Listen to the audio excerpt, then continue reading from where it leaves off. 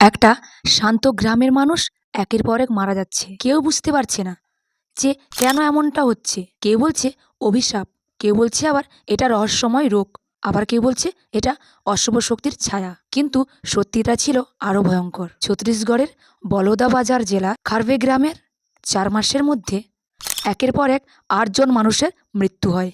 প্রথম দিকে সবাই এটাকে স্বাভাবিক মৃত্যু বলেই মনে করেছিল, কিন্তু গ্রামের মানুষ লক্ষ্য করেন মৃত ব্যক্তিদের অধিকাংশ মানুষই মৃত্যুর আগে গ্রামের এক মুদি দোকানির সংস্পর্শে এসেছিলেন। এরপর পুলিশের কাছে অভিযোগ দায়ের করা হয়। পুলিশ তদন্ত শুরু করে, বিশেষ তদন্তকারী দল গঠন করে এবং ফরেনসিক বিশেষজ্ঞদের সাহায্যে একাধিক কবর থেকে মৃতদেহ উত্তোলন করে পরীক্ষার জন্য পাঠায়।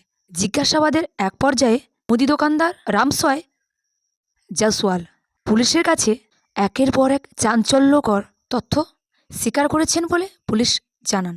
অভিযোগ অনুযায়ী তিনি প্রতিশোধ, জমি নিয়ে বিরোধ, ঋণের টাকা, রাজনৈতিক মতবিরোধ, অপমান এবং ব্যক্তিগত শত্রুতার কারণে পরিচিতি মানুষদের লক্ষ্যবস্তু বানাতেন।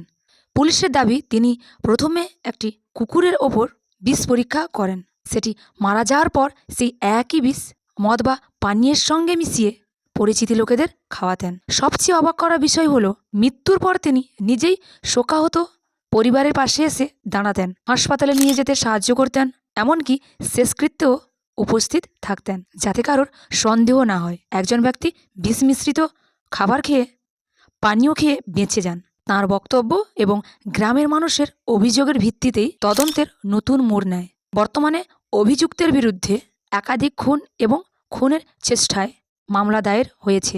ফরেনসিক পরীক্ষার ফল ও আদালতের বিচার প্রক্রিয়ার মাধ্যমে চূড়ান্ত সত্য নির্ধারিত হবে।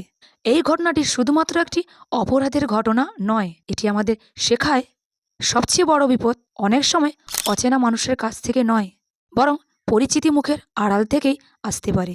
বিশ্বাস মানুষের সবচেয়ে বড় শক্তি, কিন্তু অন্ধবিশ্বাস কখনো কখনো সবচেয়ে বড় বিপদও হয়ে উঠতে পারে।